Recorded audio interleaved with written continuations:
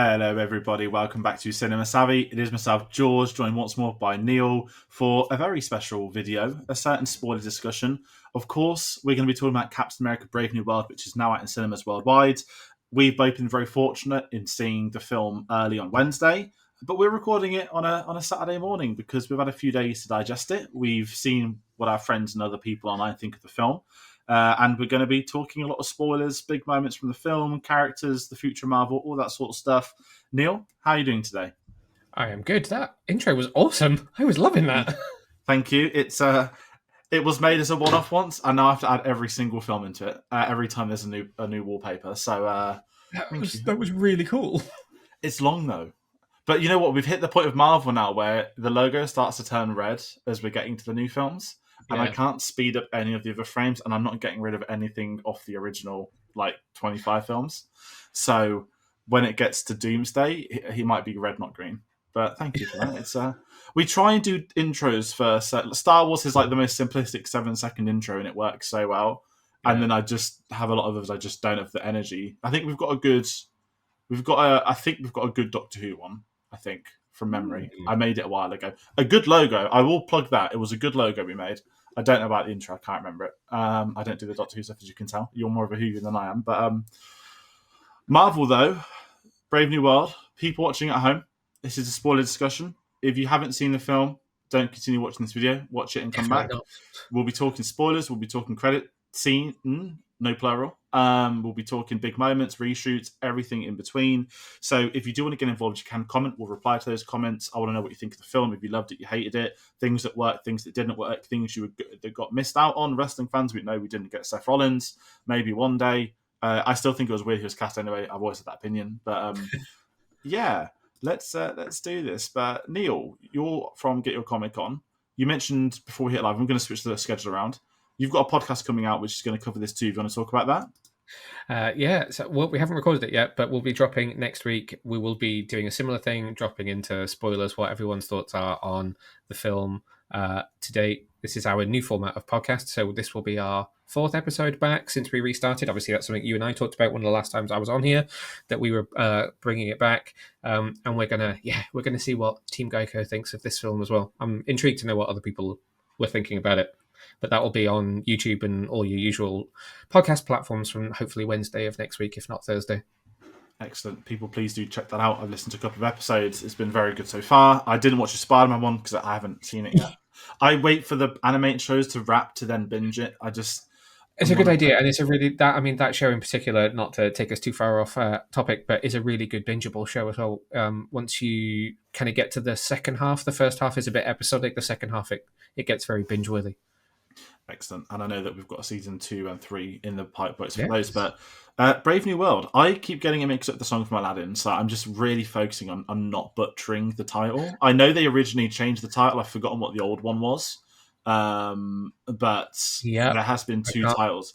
This film's been through the work, and kind of me getting into this video, before we get into talking about the story, the big moments, I want to talk about the thoughts going into this film, because I would say, even before we were in London, and you literally showed me the phone, Rotten Tomatoes is breaking in, the reactions breaking in, this is what's going on. And even before all of that, I was already sort of content leading into this, that I was like, yeah, it's a Captain America film. I really like Anthony Mackie. I'm in. It's Marvel. I watch the MCU films. I'm part of the series in terms of watching them. I'm always going to go see them. They've been a big part of the last 16 years of cinema, and for me, personal life as well. So I'm always going to go and see it. But this is the first time where it didn't really dawn on me until a few days before. I was like, there's a new Captain America film this week. But it wasn't like there's a new Spider-Man film. I'm all over the place buzzing. It was like, I'm excited for Anthony Mackie to get a new Captain America film this week. And I was like, and Harrison Ford's in it, which is a really good thing for me. And I didn't see the trailers when they first came out. I've sort of slowly entering the void now of I try and wait for trailers to pop up at a cinema. Unless it's something mega that I'm desperate to see every second of.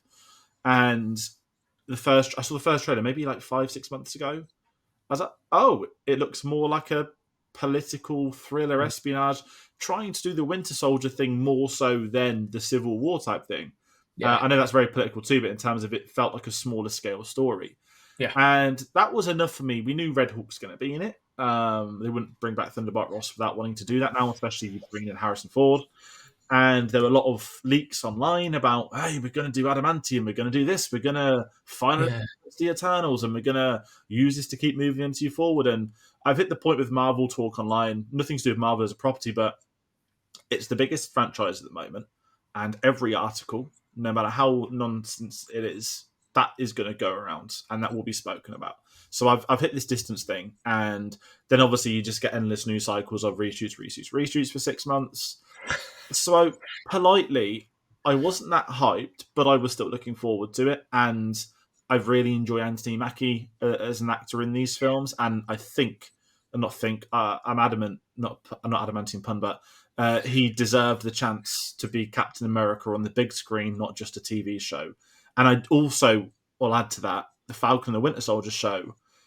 It got a bad deal because of COVID, because they had to obviously change, and they had the whole subplot with viruses and all the other stuff. And yeah, my thoughts on the MCU's TV series are very different to the films. But yeah, what were your thoughts going? Because I feel like it could be a big thing for a lot of people. Yeah. So I was ready for him to be headlining a film as well. I enjoyed Falcon and the Winter Soldier, but I have to say, thinking about it now, I don't. Other than remembering that I enjoyed it at the time, I don't remember a huge amount of it. I've not gone back and rewatched it since it was first on.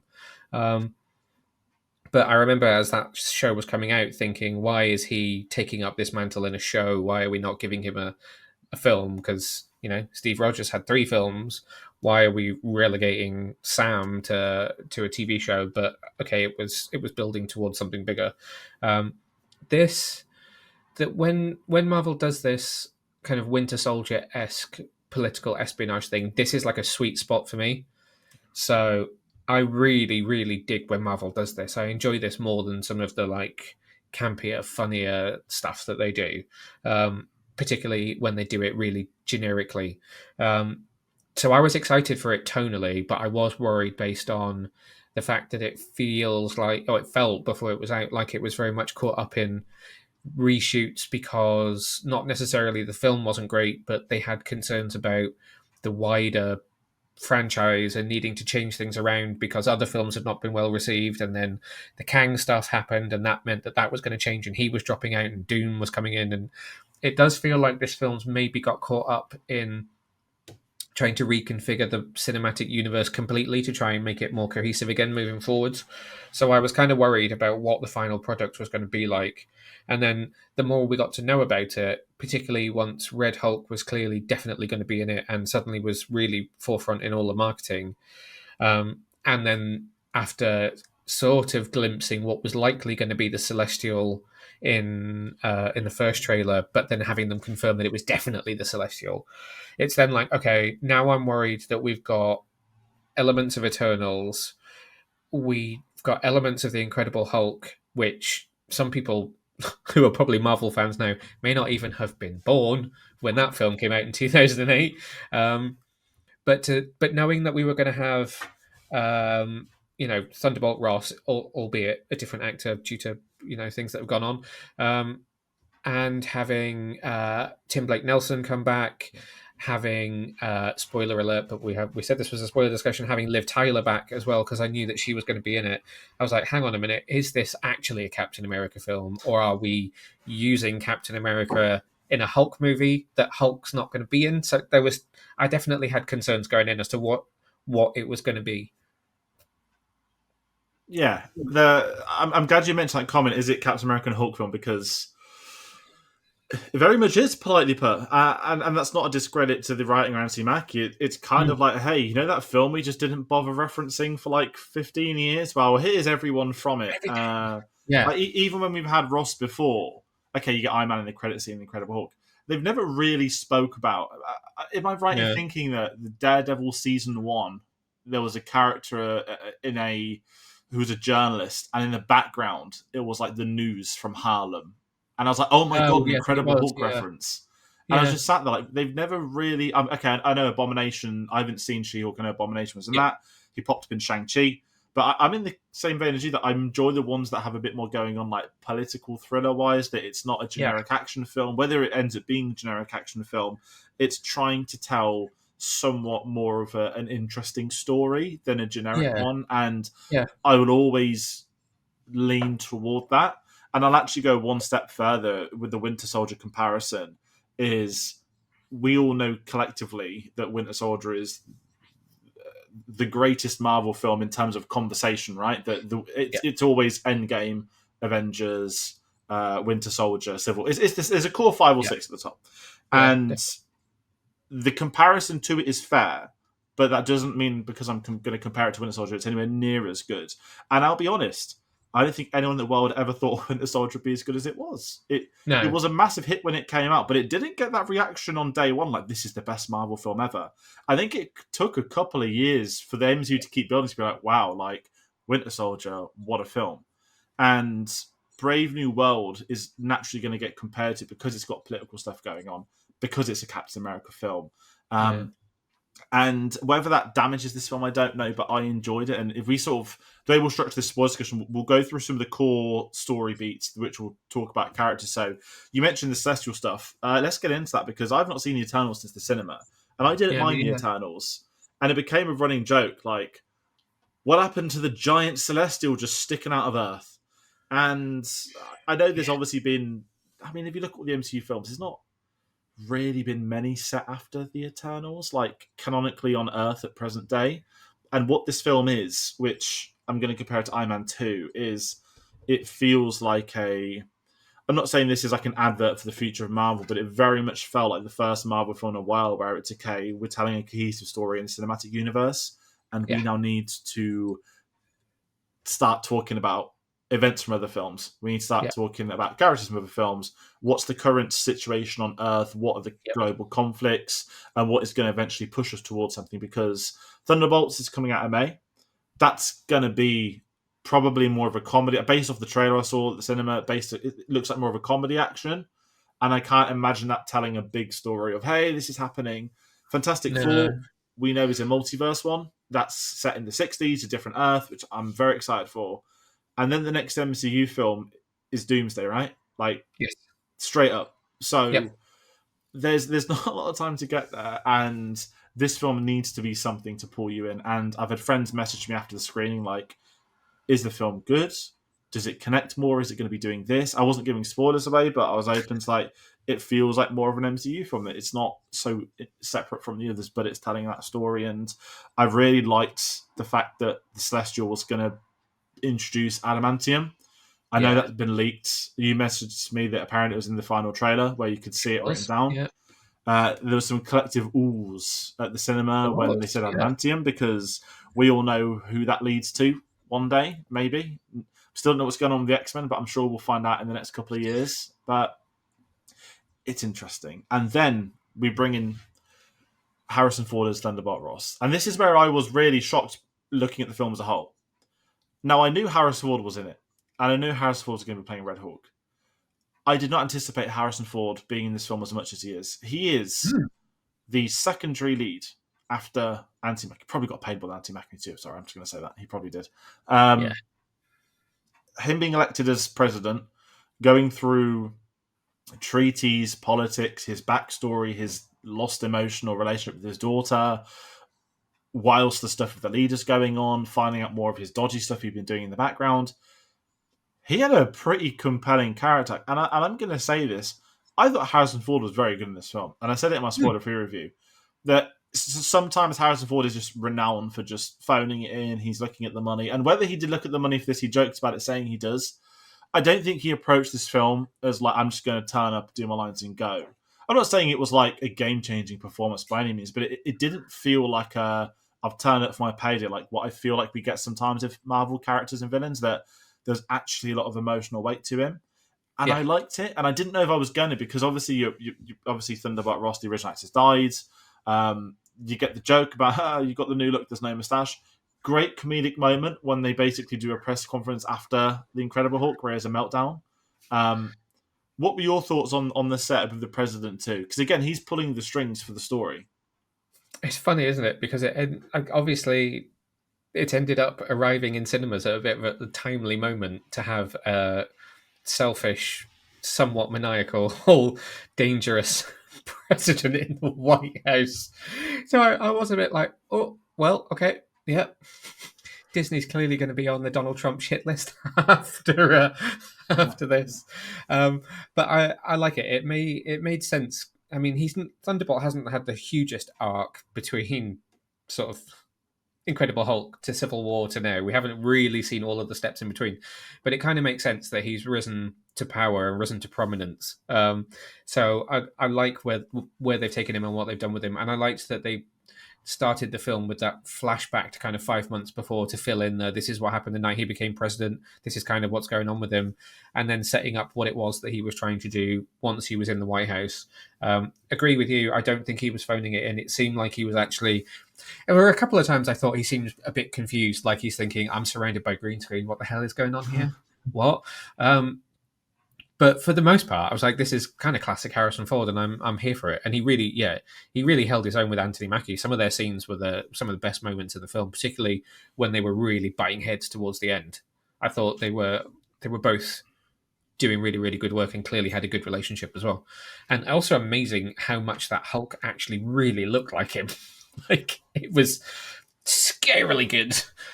I need the behind the scenes. I've not said that for a very long time, Marvel. All I want to know is, did they get Harrison Ford in the motion capture suit? If they did, miracle. If they didn't, they did an amazing scan. But I'd just pay. You know the classic Benedict Cumberbatch's Smaug?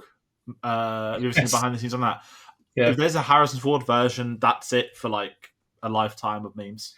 So there is so Vulture, as in the website, not the Marvel villain, has done an annoying expose. They seem very anti-Marvel as an outlet, so I'm just caveating what I say next by the fact that they seem very anti-Marvel.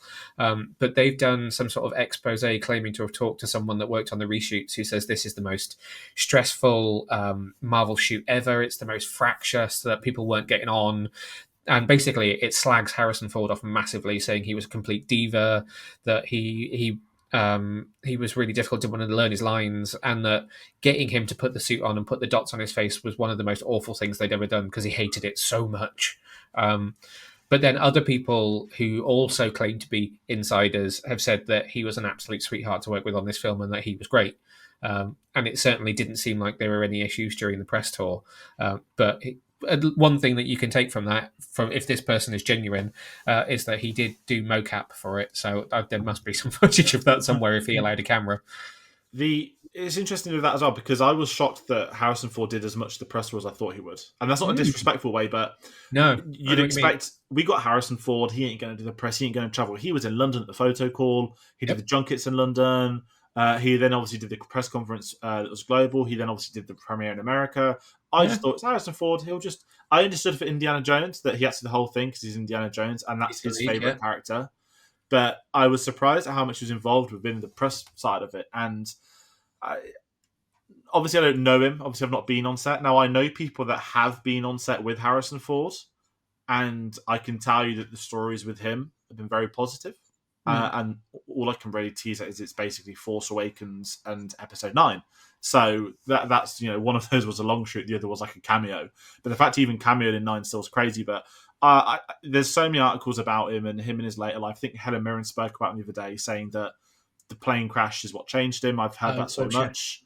And again, even things like Blade Runner, he's much better in interviews. Like, he will laugh and joke with people rather than just take the piss. Whether that's him acting, I don't know, but certainly I really love him as an individual, and he's like a legend of the industry. And I think he's at that point in his career now where he doesn't have to take work, which is more surprising. And and I would just say, if anyone's not seen Shrinking, that to me is like one of his best. I need to watch that. I haven't watched it yet.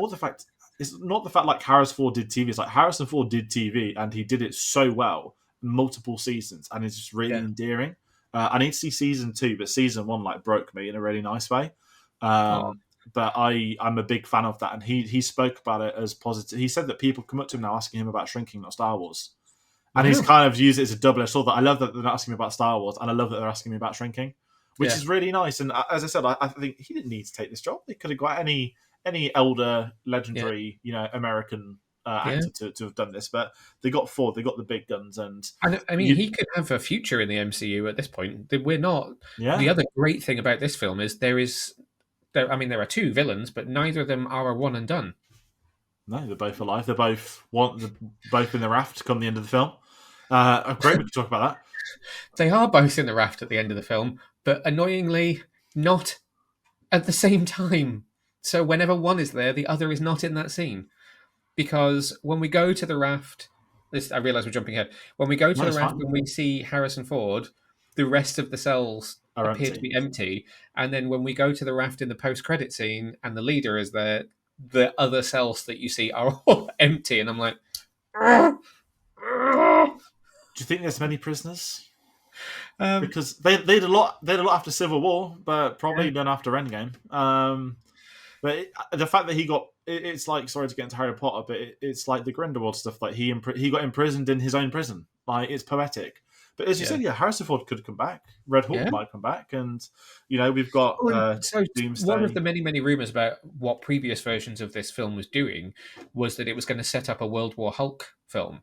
So there was a version of the post-credit scene that was Ross not in the raft. I believe he's presumed dead at the end of the film and just slips away, and that the post-credit scene was actually him knocking on the door at Betty's house, and that was the original cameo filmed with Liv Tyler. Was that you would see her as he would go to her and be like, "I need help." Um, More of a scientific point of view, being like, I'm trying to reach out to my daughter, but she's also a gamma expert. And a lot of insiders also confirmed that Logan Kim was in an original version of this film, and he was in a test screening, and he was playing Amadeus Cho, who's one of the other Hulks. And what was actually alluded to in the film was that the leader was talking about somebody else that he'd been experimenting on to turn into a Hulk, and it was going to be Amadeus Cho. And so we were supposed to be building towards a World War Hulk film, but they've scrapped all of that. So Logan Kim not in this film whatsoever. That post-credit scene not in this film whatsoever. So they've changed direction somewhat at some point. I wonder if it could be a combo of a Universal. Because obviously, Well, it's still weird. so apparently, again, I've been trying to research into this and I can't find any solid evidence on it. Apparently, very, very, very quietly, this was supposed to be our way of learning that they've actually got it back and that Universal is no longer part of the picture for Hulk properties. But I don't know how accurate that is because no one has officially spoken on it. It makes sense of all the Hulk stuff. Yeah, And I know there's been conversations about Hulk films. There always is, and yeah. the absence of Ruffalo would be interesting. But World War Hulk, I wonder, without speculating about Doomsday too much, because I feel like we're at the end, but we're not. Secret Wars, they basically go on like a battle planet, and the talk of town is there might be Yep. 2 or 3 films, including Spider-Man, set on this planet.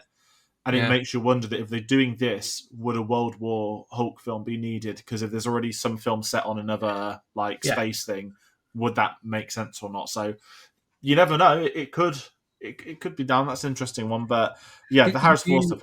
sorry, Sorry, context that you probably don't have because you said you'd not seen She-Hulk. We do see another Hulk in that as well. There are other Hulks that are out there that we've now is seen there a as yellow well. one? There is, or is it in Love and Thunder? That's not Love and Thunder, is it? No, I'm pretty sure it's She-Hulk. Someone Probably else is a She-Hulk. Hulk that we see at some point in another property. So there are others out there as well. It seems to be another one of those things that Marvel sort of teased and now isn't leaning towards. We'll get them back in 16 years' time. Don't worry. They'll get there eventually. They always do. We've seen that the Yeah. terrorist from Iron Man 1 is coming back for reasons unknown. Really? Yeah, the guy that kidnapped Tony Stark in Iron Man 1, I thought he died, but he's coming back in a new... He's White Vision. It's a terrible name for a series still, but he's going to be in White Vision. I think it was White Vision. I read the Okay. announcement. Vision So yeah, Quest. he breaks the Betty Ross record of longest gap between MCU things. Wow. As you said, there'll be children who weren't born. But let's talk Anthony Mackie, because you mentioned about the great chemistry with Harrison and Anthony Mackie, which is true. They got on like a house on fire, performance-wise, scenes in the bunker, and I loved the ideology that Ross wants to rebuild the Avengers, but no one trusts him. No one trusts him to do any of it. Is he looking Yeah. for cheap votes? Has he got something else going on? Is he looking out for himself? I read it as this character's actually like not got like a moral like high ground, but he actually knows that they need an Avengers of sorts. But I loved what this set up as a conflict that we don't want to work with him because you put us all in prison last time, and this is what happened with the Accords. And it's one of those story beats that's really engaging because it was all over the trailers, but none of the scenes after were the doubt, the what's Yeah. really going on. Yeah, And true.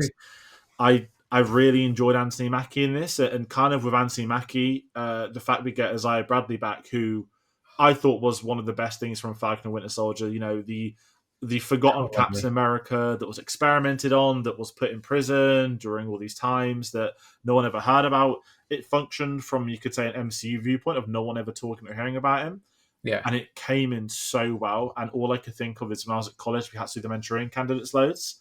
The whole sleeper Mm. agent, those Yeah. political thrillers are always up my street. And this, again, I know it's in the trailer, but the White House where he just starts shooting at Harrison Ford, I was like, okay, like there's stuff going on here which I'm really excited for, and I actually think he was probably my favorite performance in the whole film. I know Carl Lumley played him, and I know he Yeah. doesn't have as many scenes as Anthony Mackie, Harrison Ford, but he felt the most real, the most vulnerable. He didn't want to get back into prison. Other people being killed by other sleeper agents. Love all that sort of stuff, and he got a really compelling arc. But the fact he was against it from the get go, and really he's the core character of the story, is that what propels. I keep saying Falcon. It's not what propels Anthony Mackie, Captain America, to start his journey and really get into story because he needs to free someone that's innocent from prison, which is exactly what Captain America would Would do. do Yeah. and has done. And I love the conflict that then sets up with Harrison Ford throughout. But what did you think of getting him back? I know you said you don't remember too much about the show. I'm the same as you. I saw it once when it aired. Yeah. I didn't go back to it. I liked not John Stewart. What's uh oh god, I've even forgotten the actor's name. The other Captain America from that, who's now in Thunderbolts. Kurt Russell's son. Oh, Um, Wyatt Russell. I'm just going to call the actor. Wyatt I Russell, liked yeah, him yeah. in it. I liked Wyatt Russell in it, and I liked Isaiah Bradley in it. And I'm glad he's back. I think he Yeah. was one of the best characters. And my question would be: is if people didn't watch that show, I wonder Yeah. how a character like that would come across because you wouldn't Yeah. really. You'd be like, oh yeah, a super soldier. That'd be it. Like Yeah. you wouldn't know about him. Yeah, you're not going to have quite the same context, are you? Carl Lumley, amazing actor. He was. I first came across him in Alias with Jennifer Garner. He's great in that. He's kind of a slight. He's her partner in very early seasons, but kind of a slight father figure to her as well. They have a really wonderful relationship, and that kind of shows how great he is as an actor. And he's in a lot of DC animated stuff. He was the voice of Martian Manhunter in the Justice League cartoon in the early noughties, and he brings such a, even in just voice acting, he has such a wonderful charisma and warmth, and just he's amazing as an actor. So I think he's brilliant in this. It's heartbreaking, especially when he doesn't want to go back to prison. Yeah. He's probably the kind of emotional heart of the film in a way. You do try and get a little bit of that from Joaquin Torres later on, but that's more of a almost kind of Batman and Robin dynamic duo type relationship between Anthony Mackie and Danny Ramirez, which we can get to that, but I don't think it brings anywhere near as much heart as Isaiah Bradley does. So I would almost, in a way, I think one of my biggest things about this film is that it's a little bit too busy, and I would almost like them to have focused more on the sleeper agent leading into finding out that the leader was manipulating stuff, and having a story about Sam wanting to rescue. But I suppose it's repeating itself a bit in a way. Rescue him from prison again, but because there's this bigger conspiracy going on, would have almost worked better than then having all the other elements that were going on at the same time. Like you could have not gotten to Red Hulk in this film yet. You could have had the adamantium stuff bubbling in the background and saved, just build that up over a couple of films. Have it like flashpoint at the end of this film where there's a conflict about to start that rolls into another film, and really focus on the politics and how Sam gets involved in trying to help stop what's happening. And Isaiah Bradley would have been central to all of that. So I like it. I would have liked more.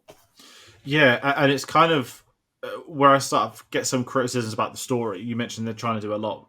Once the leader gets like acknowledged and actually shown and put into the film, the whole sleeper agent stuff just disappears. And Yeah. now they go from being who these agents, what's their background, what's done this to them, to then it's just anyone that gets caught in the light is now under his control. And one of the worst story beats I hate in sort of, it's tried and tested. Even me complaining about tried and tested, but I'm the smartest guy in the room Yeah, story, where it's like, I'm going to tell you I'm the smartest guy in the room because I've told you, therefore I am.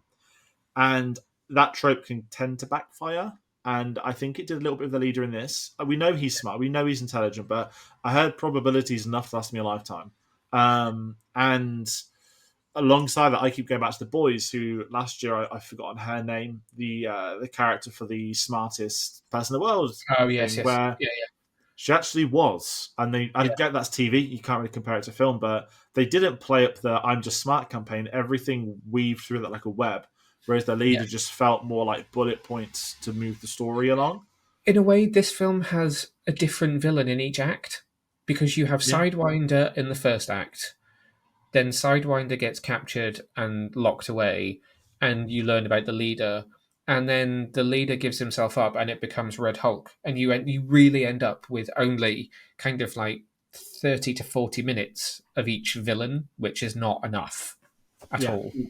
Especially when they're Giancarlo Esposito, who has been all over marketing, um, very intentionally hiding his character details away, which I know Yeah, I'm always skeptical of speculating more so of Star Wars than Marvel, but people were saying he's Blade for God's sake, which was not true.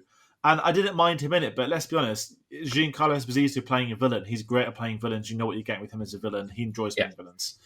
It wasn't this big make and break. As you mentioned, the leader, yeah, he sort of gives himself up.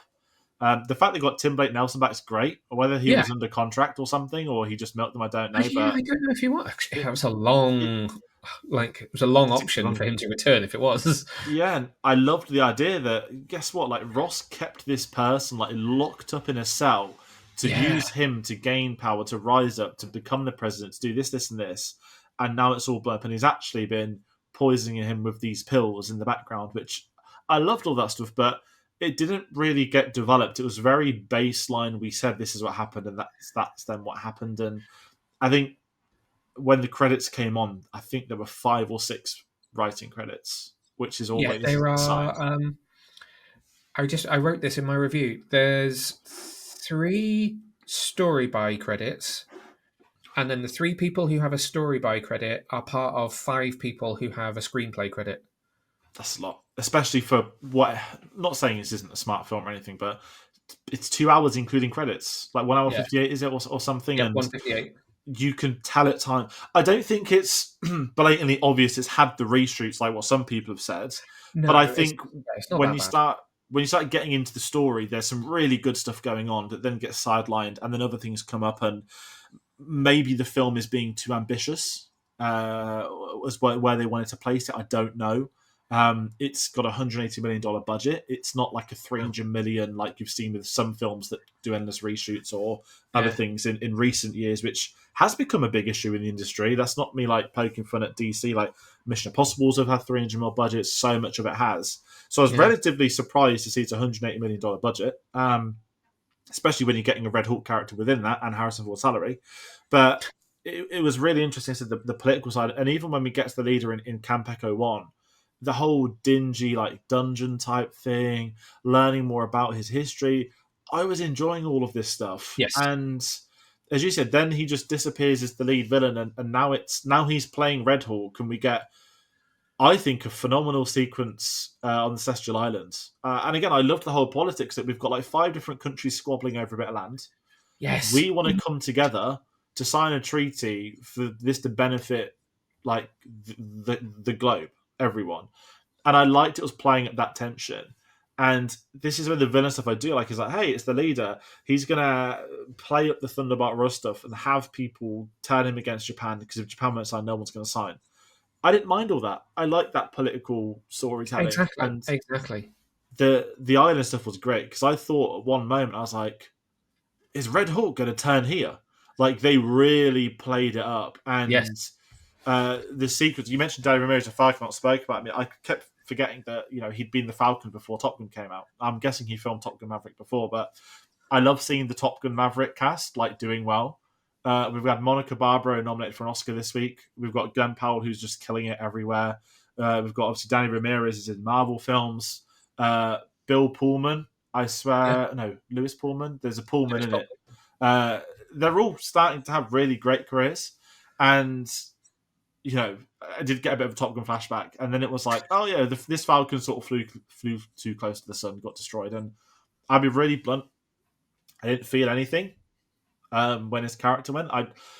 Considering how invested I was in Isaiah Bradley, I Yes. just didn't have that investment in Falcon, which isn't, I don't think, a fault of the performance.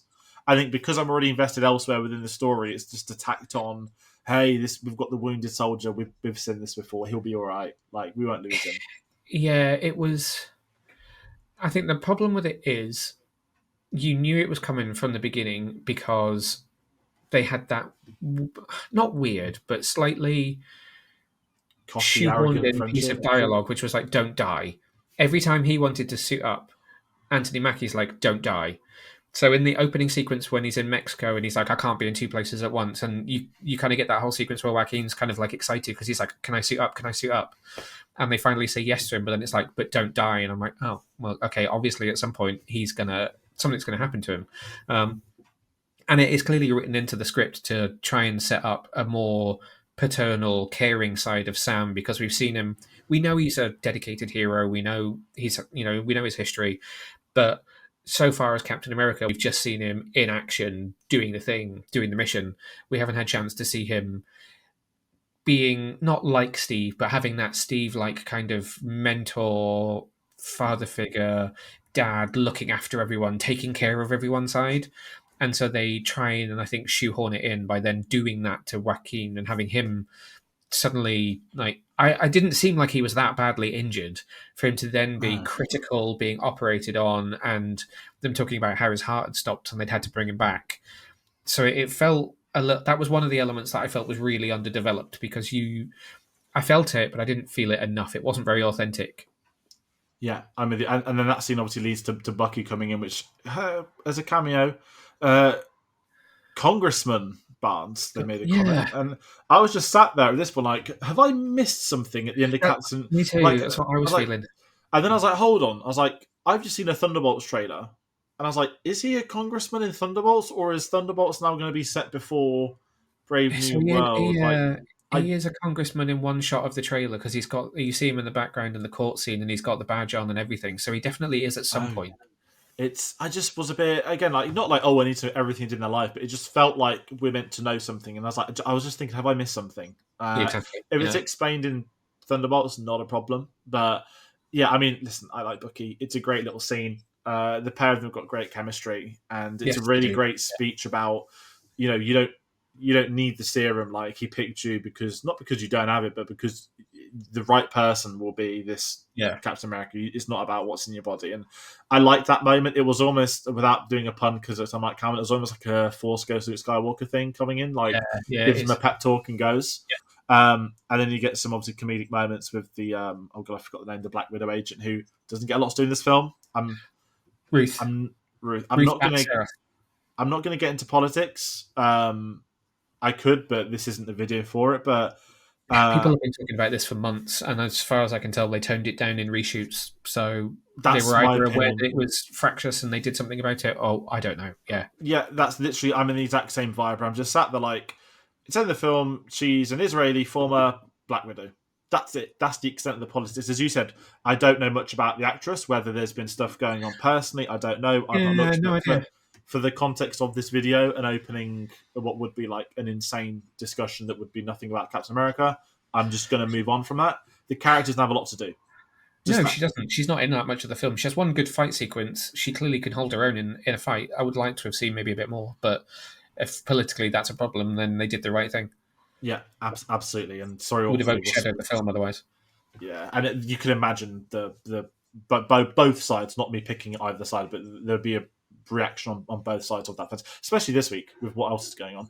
God, they really would have had it, wouldn't they? They'd have had a Red Hulk, a nutcase in the White House. They'd have had the whole Gaza situation. This one really went for it. Could you imagine if there was this is how we find out superheroes are real, and it just I don't know, Elon Musk turns into the leader and it's green, and Oh, we've got well, yeah. I saw his son telling the president to shut up. I'm gonna move on for politics, but I say move on for politics. The White House The sequence. White House. Um, okay, this is where I've got. I don't mind Oh. I call it the Kevin Spacey. Sorry to get even more controversial. In Seven, he hands himself in, doesn't he? Like detective, blah blah blah. The leader very much had that moment. Great seeing Anthony Yep. Mackie is like, I've really won. Like it's done now. I've won. I've put everything in place, and I'm not sat here to do nitty gritty pickings. But for a villain to turn himself into the police, and concurrently, every news outlet in the world has every bit of detail ever about the leader, about what he was done by Bros. I can let things like that slide, but it's just one of the few times where I'm not picking it too much. It looks like I am, but just in my brain, I was just sat there like, even for me, this is a bit stretched, but it's fine because I know this is going to lead now to him becoming the Red Hawk, which There are a I, few moments like that, I think, because you get that one.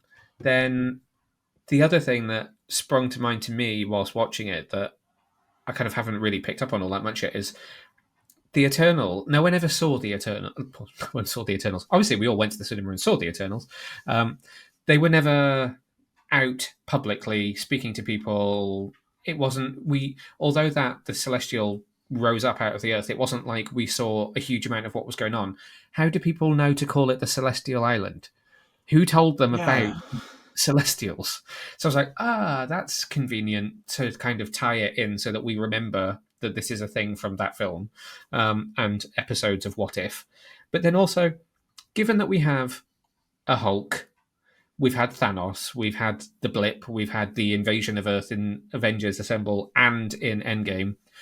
Why does the White House only have Secret Service agents with handguns? Especially with Wakandan technology as well. Yeah, It's a very good question, and what I kind of liked actually that's made me jump back to the beginning of the film. I like the thing about Russell where he's like, there are no signs of this planet not continuously being attacked in the years to come, and I was like, finally, some acknowledgement, like yeah, because we know it's fictional, but it's yeah, the same day. It's like, yeah, we've had alien invasions, we've all disappeared, we've had this rise out of the earth. That was our final straw. Now we realize we need the Avengers, and I'm fine with that. I'll always go back to the Dark Knight with the whole Batman joke logic of listen, you emerged, and because you're yeah, emerged, I'm now going to emerge. I've always liked that idea, and yeah, that's how I look at these sort of comic book films. But the Red Hulk sequence, the transformation, I loved. It felt I was like, oh, are we going to get like a sort of I guess because the Hulk is obviously so well known now, because we've got that great changing sequence in the Incredible Hulk, obviously, and the first Avengers. We've Mm. never really had it since, We and I haven't, have know a we? lot of people are unforgivable about Professor Hulk, which I understand.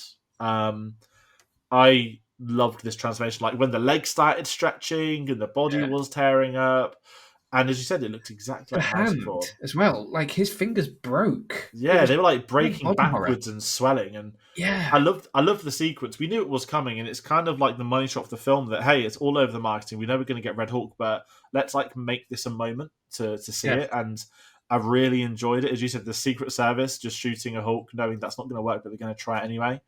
Um, I enjoyed the fight scene. I'll be really honest, on the basis that because Anthony Mackie isn't a super soldier, Yeah. it felt like there was actual peril for his character. It did. It And really did. the sequence was quite brutal at times, ripping. There was one brief moment when Hulk picks him up and rips that wing off. I actually thought for a brief millisecond, like, could they actually off Captain America? Like, I I know, thought so I know they're too. not going to, but I'd actually, and I was like, I that had that moment, thought. yeah. And for me to have that thought meant this film's working. Like for Yeah. me, if I've watched so many films, I'm like, Blas, I'm like, yeah, yeah, yeah, yeah. But that very intimate moment, I was like, wow, like I actually thought for a minute, and then I thought they'd blown up the Red Hulk, Yes. because he stabbed him, blew up the wing. I was like, oh wow, like this is going to be a mess. And then it was like, oh Mhm. no, he's all right. But I really enjoyed that fight sequence, and I would It say, was, yeah. granted, Red Hulk's in it for 5 minutes. I understand why they put it all over the marketing. I'm not a fan of that stuff normally. I think this film really needed it because this film's gone through so much. Yeah. And I just think at this point in time, everyone would have worked out Red Hulk would be the villain. But I liked the fight sequence. I liked how it was choreographed. And this leads me on to my biggest issue of the whole film. Uh, Not just this, the action sequences were really cool throughout the film. The use of the shield has probably been the best since Winter Oh Soldier. yes. Some So good. really inventive fight sequences, some really good stuff, choreographed really well. Yep. But for me personally, Agreed. the editing massacred it, and we know it was choreographed well because we saw sequences, but I don't think people are going to be able to take it and appreciate it because they just decided to cut every millisecond possible. It's like, we're going to kick someone, swap to 3 different angles in 2 seconds. And I kept comparing it to Taken 3. Is it Taken 3 when Liam Neeson like jumps over a fence? Have you seen the famous Oh, clip? I think it is. Yeah. There's like 30 different cuts of just him climbing over a fence. And it's like, okay, we know Liam Neeson's older and we know they're trying to like make it look like there's stuff going on, but sometimes, like, I don't want to sound like I'm mad for the sake of it, but really, if you don't notice the edit, it's good editing. If Mm. you appreciate, wow, this doing some really interesting stuff, then you know you're on another level. If it's like genuinely hurting your eyes, and I said, oh, is this because we were at the Leicester Square IMAX, which is one of the biggest in the country? That didn't help alongside the quick, because you'd be looking at a corner of the screen and then it's cut and then you're at that corner and then you just be your head spinning. And I really struggled with the editing. I think it let a lot of the action sequences down and it drags the film down for me. But sometimes it was fun, like when Hulk's punching him and the little shields curled up. They were Yep. changing the cut every second, but that one works. But there's just a lot of it was a bit all over the place, and I I think the film. I know it was trying to be like a Jason Bourne thing, and I just don't think this is the film for it. Yeah, there are moments where it does try to go really stylized like that. And that kind of, I guess, ties into this being the only film where they've not used the Marvel Studios fanfare since it's been introduced. This is the first time they've never used it. They do something that's in keeping with that kind of espionage film more often. It's like there's one sequence, I think it is as after Isaiah's done the shooting at the White House and runs away, there's like one of those typical like Bourne moments where it does like the smash zoom, Yeah, and it's like the only time it does it in the whole film. And I'm like, oh, is that because somebody in their head was going, right, espionage film, smash cut? Yeah, okay. Like heavily stylized editing? Yeah. Like little bit of janky camera work? Yeah, tick. It's like they were ticking everything off. And sometimes it worked for me, but sometimes it didn't. It didn't feel like they were doing it. wow. I don't know. It just wasn't very authentic. It was like they were just doing a tick box exercise to make it look like an espionage film.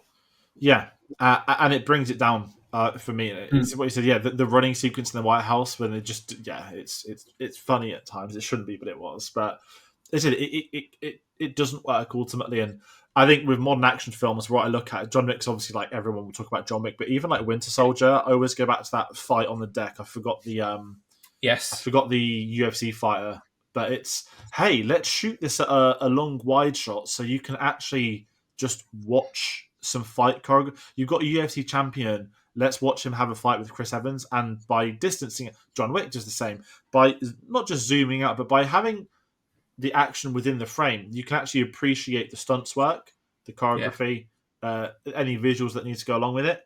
And I think this film, where it lost at me, that Winter Soldier had the right balance of how to edit those sequences, but Yeah. this This one was a bit more off the it was charts. just too much, yeah. Mm. And it's a big problem for me, but yeah, I know we've sort of been a bit over the editing stuff, but yeah, I struggled a bit. And then the CGI kind of stuff, I'm not just CGI is probably one of the most boring conversations, fortunately, in modern cinema. I went on Instagram last night. Straight away, I see it once every week or two now. Davy Jones, why has CGI gone backwards? Why can't films look like this anymore? And I was just sat there like, yes, Davy Jones is probably one of the greatest motion capture characters ever. But the difference is that I don't want to say back in the day, it still happens today. The problem now is that studios, I want to make a horrible comparison, but I need to be careful how I say it. You know, when you've got like family that don't really understand technology, Yes. and they're like, "Can I just press a button and this?" Colleagues at work, can I just press a button and this does it? You're like, no. Uh, My thoughts on like this whole MCU, DC, big blockbusters, just Star Wars does not ever look bad. Still, no matter what people want to say about story and issues they have, no one's visual effects criticizing are the always, visuals. yeah. Yeah.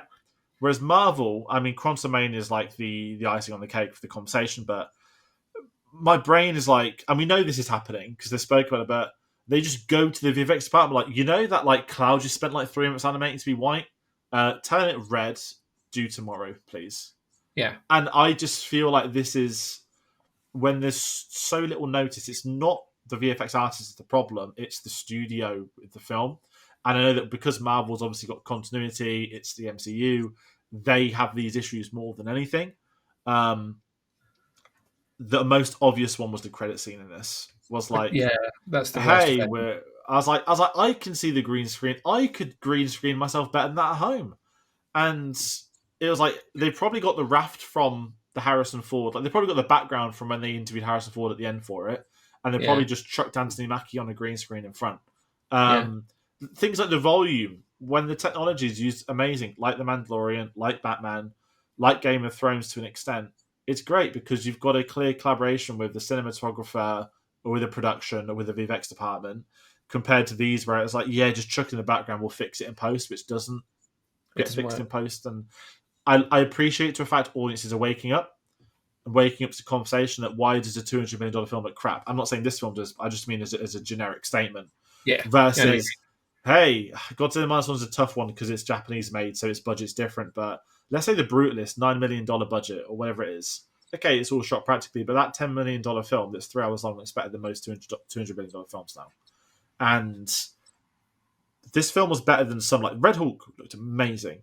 There are some sequences where it just looked very jarring, the visuals and what's going on. And again, I don't think it's a fault of the VFX departments. I think we all know where it lies, and if I'm really honest, that's something I'm very worried about for Doomsday.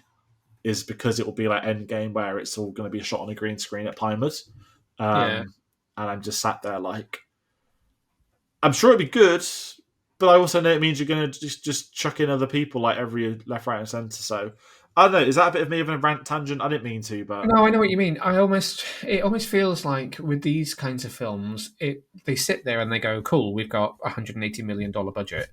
How much can we do?" And then it's like, "Oh, let's just push this a bit further. Let's push this a bit further. Let's push this a bit further. Let's change this." And it's like, why don't you just? And I'm gonna I'm gonna court controversy now.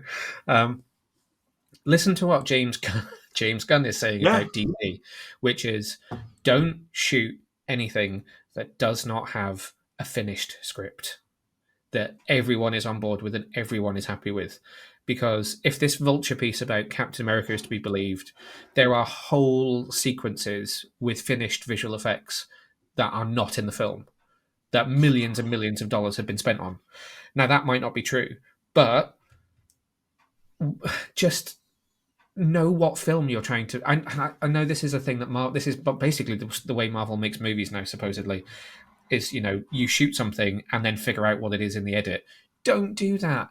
Have a script and go, what can we do within the budget that we have? What do we need to change before we get into production, so that we're not shooting visual effects stuff that we're then going to waste money on that we don't use, because then we've spent so long on animators doing that thing that we now don't need that they have no time to do the thing that we do need. And you end up with what it looks like on screen sometimes, which is just like a PS2 game, and yet it's a $350 trillion movie, and somehow looks like I made it myself on an yeah. iPad.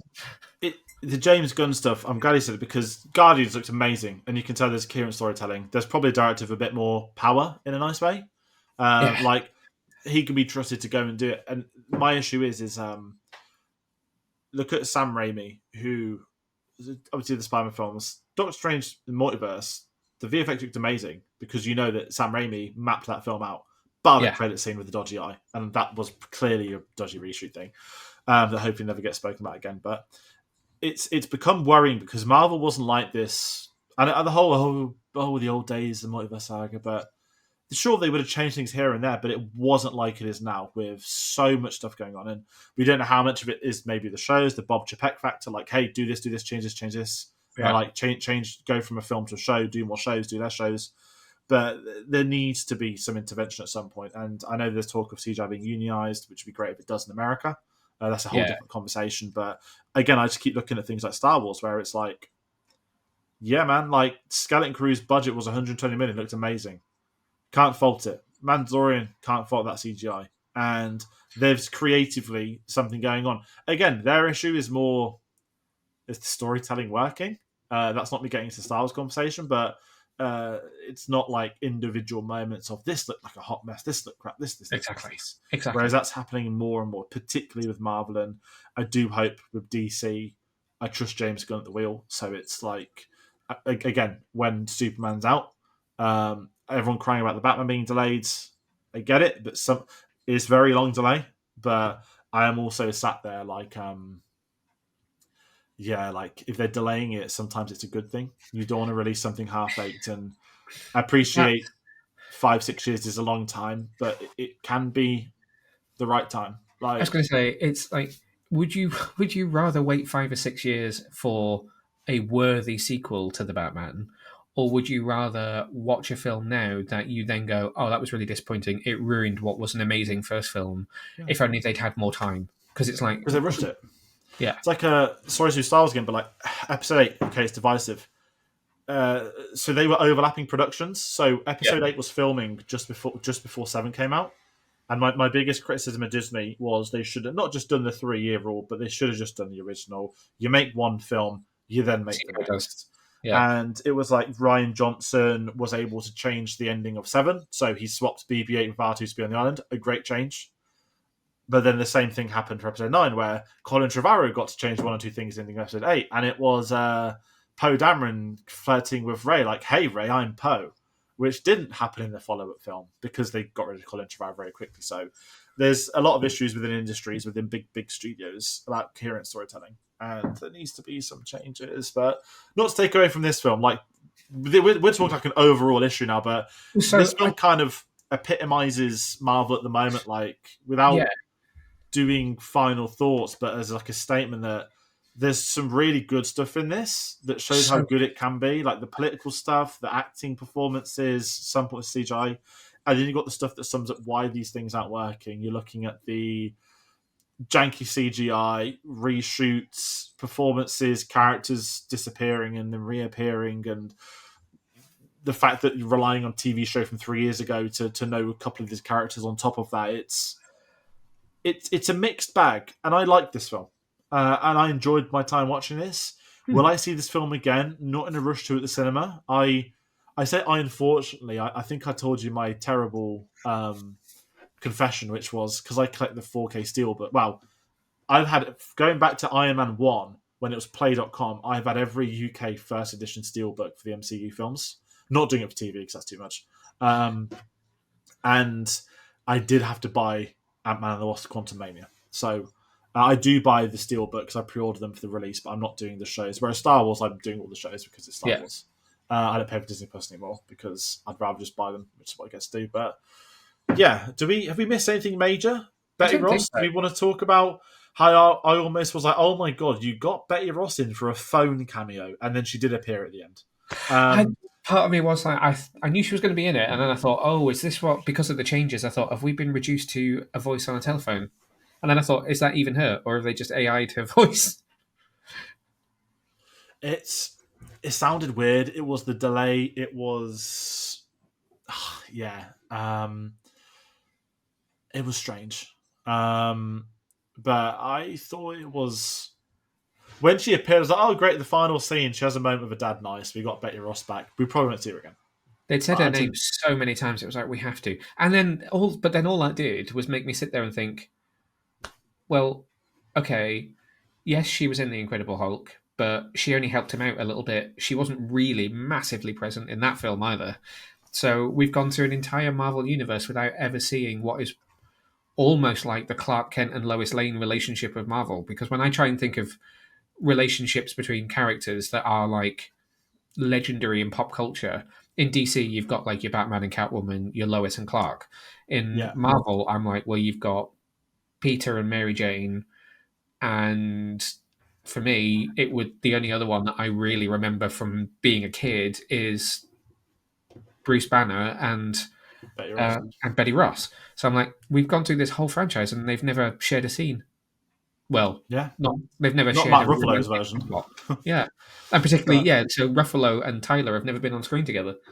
it's weird. And obviously, the fact is, when we did see Betty Ross on it, it wasn't Harrison Ford, so it made it even more like juxtaposition. But I'm glad she appeared for the sake of his character and talking about the Continuity. whole film. Like, Yeah. oh, she won't speak to me. And I swear they announced her. Yes. But yeah, we got her for one phone call and that. But I don't have too much more to add on this. So if I move into my final thoughts, I just want to talk about the post-credit scene, but I don't really have an opinion on it. I know we kind of spoke about it. It's content-wise, it's just heavy-handed signposting the future. That's all it is. It's like the event of the first Avengers. Like, yeah, there's a big bad coming soon. Bye. See you soon. Yeah. And I didn't care for it. Could have put it in the middle, but it's fine. But my kind of final thoughts is I like the film. As I said, I've picked apart a bit. I've said some really good stuff. I enjoy the character stuff, but I'll sort of maintain what I said last time, that I think Anthony Mackie deserved better, because I think for how many Marvel films he's been in, for his chemistry in it, for how he's worked with these other actors, I think he's got a bit unlucky with the series. I think he's got a bit unlucky with the writing and what's come out for this film. And I'd like to hope that he gets the chance in Doomsday and Secret Wars and whatever ones he might crop up in, that we get to see him lead as Captain America, because he's very much earned that. I don't know what the future holds, whether he goes and recruits an Avengers team. Maybe we see him in Thunderbolts for a cameo. I don't have a clue what's going to go on, but I am excited for Anthony Mackie's future still. I just wish that he had I wish he had a Captain America film that was on par with the first three. That's like a nice way of me saying it, because it's not a bad film. I just don't think it's like at levels that a Captain America film in my head I wished it could have been. But it's fine, it's enjoyable, it's watchable, and I think most Marvel fans that watch this are probably going to like it. Yeah. I'll be honest. I don't think there are going to be too many people that sit there saying this is trash, this is awful. I actually think most people that watch it are going to be like, it's fine. And it's allowed to be fine. Nothing has to be the worst one ever. Nothing has to be the best one ever. Like, sometimes there's a film in the middle, and this is one of them. Absolutely. Absolutely. Like, yeah, I couldn't put it better. It's ridiculous how we can't have middle ground anymore. It annoys the hell out of me. Very similar thoughts to you. It doesn't break any new ground at all. He's great. Anthony Mackie is great. It's a great performance from him. The cast is all great. It just is a middling story, and yet it's still entertaining. At no point was I sitting there thinking I'm bored or I don't like this. It was just cool. Yeah, this is another solid hour 58 at the cinema that I don't feel like I've wasted my time, but it's, I'm not going to run out of here and be like, it's the greatest thing ever. Yeah, agreed. It's good to have that. And people who else have that opinion. So everybody watching at home, please do comment your thoughts on Captain America Brave New World. As you said, we'll be looking at those replies. We'll be having a chat with them. There's obviously more Marvel films coming. We mentioned Thunderbolts, mentioned Fantastic Four. We'll be covering them here on the channel. Interesting point. Did you clock how much of a different reaction there was to those two trailers? Because normally when you're at a press screening and they show a trailer, nothing really happens. But this is a different type of audience. And there was kind of a round of applause for Thunderbolts. And then they played Fantastic Four. And, okay, granted, I was one of the people that was like, woo! But there was a much bigger reaction for Fantastic Four. Like, immeasurably bigger reaction. I'm in the same boat, because that was the first time I've seen the Thunderbolts trailer. I love the cast as actors. Yeah, great cast. I'll be blunt, I do not care for the film in the sense of I'm not fussed about seeing these characters together. It looks a bit Suicide Squad, which is fine. Give it the benefit of the doubt. I'll be there to see it, and I hope it's really good. But I personally am not bothered. I know that Thunderbolts, you can't really have them without Baron Zemo, so no idea what's going on there. I've not cared for Val since she's been in the MCU, but Fantastic Four. You were mentioning earlier, right, about how the stories, films have these visions, what they're trying to tell a story. Fantastic Four looks like the James Gunn route, where it's like there looks like a clear, definitive creative vision. There is this hyper, what would you call it, like hyper futuristic 60s multiverse. Here's all these weird car designs mixed up with space race stuff, mixed up with these weird things, Galactus. I'm all in. I want it to be as weird as it could possibly be. And I think it could be the big one for Marvel. And it's hard because I've been looking forward to Fantastic Four more than anything else Marvel's done, as many people have. And I love the fact they're doing Fantastic Four. And it's, hey, let's do something creatively so different to what anyone imagines, that all your MCU thoughts whipping around isn't going to be it. This is going to be something else. And if it's really unique and doesn't work, that's fine. But the fact it looks like it's creatively going to be its own entity, I'm down. Excited. But yeah, that's going to round that out. A little Marvel prelude. Neil, we mentioned the podcast earlier. For people aren't familiar with Get Your Comic Con, where can they find the site? What are you up to? What else do you do other than Marvel, I guess we can say? Yeah, what have we got going on at the moment? So, website is www.getyourcomiccon.co.uk, and we're on socials at Get Your Comic Con. We are constantly churning out comic book reviews. There's some really big stuff coming up in the world of Star Trek, which is very exciting. I'm about to go read something that's not out for a few weeks that I'm getting a very sneaky early look at. That's very cool going on there. We are pitching for loads of junkets at the moment for big stuff that's coming up now that the year is getting going. So hopefully we're going to have lots of interview stuff coming up. I guess going a little bit quiet for the next couple of months. So we're kind of figuring out what the podcast is going to look like for the rest of the year. So now that we've got it back up and running again, we've kind of got a timetable and we've almost got an idea for what's going to be in nearly every episode through the rest of this year, which is kind of scary to think about. But I've got a couple that I'm going to be talking to you about. So just figuring out what the rest of this year looks like at the moment, really, is where we're at. Excellent. Everyone, you can find links there in the description. We'll put through to the YouTube page where you can listen to the podcast. What have we got going on is Oscar season. So it's nice to get Captain America in the middle because at the moment it's all just very Oscar-y conversations. Yeah. And we've just done a Cobra Kai review spoiler discussion for the final part of the final season. Not a spoiler, but to say unbelievable ending part. Excellent. Great into a show that had a very unfortunate, not great middle. Basically, Netflix split a series into three, which shouldn't be split. I don't know why they did that, other than to try and eke it as close to this new film as possible. Yeah, I think it was that. So there's a Cobra Kai review out. We're going to be going live tomorrow night for a discussion after the BAFTAs has been broadcast. There needs to be reviews for a few more Oscar films. So we've got a few more weeks of Oscar stuff. March is looking very quiet. I might bring back Mount Rushmore. There's been a few conversations. I might do like a 6-week one, but April is looking disgracefully packed. Like our summer, I can tell you this now.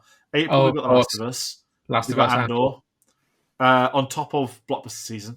So that we're going to have like 2 TV reviews a week on top of films basically every other week at this point in time, on top of blockbuster season, on top of doing another series which is remaining unnamed until we announce that we're going to do that set of films. So yeah, it's a busy time on the channel. We'll get the Oscars out of the way soon enough and then we can get back to stuff like this. So that's everything I'm going to say for today. If you want to find out about new videos, go get us on social medias. Linktree.com. We'll put it through to Facebook, Twitter, Instagram, Blue Sky, Letterboxd, because we're on all of them, but TikTok these days. You can find us there, comment here. Thank you all so much for watching. Neil, for taking time out of your day to join me. It's been a delight to have this conversation, and we'll see you all on the next one. Take care.